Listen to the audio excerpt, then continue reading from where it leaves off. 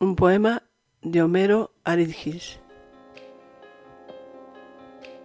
Y todas las cosas que mi amor contemplaban, el sonido y la lluvia, los parques y la imagen, se asomaron en ella. Y todos los seres que en el tiempo eran árboles, abrieron sus pestañas a los frutos del día, y el sol fue su mirada reencontrada en el mar. Y era un verano de diamante y de polvo, despierto al borde de la noche dormida, y creció entre la luz y la sombra trenzada.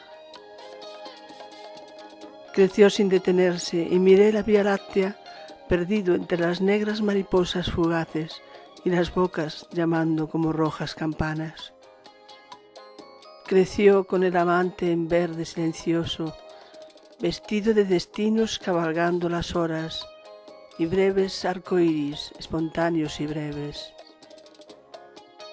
Y mis manos pudieron ser aire de sus manos, y en medio de la fábula descubrí nuevas fábulas, y el cuerpo de su risa emergiendo del aire. Y tocamos el musgo de sus aguas inmóviles, y sentimos los ojos redondear las palabras, y volamos muy libres adentro de los pájaros.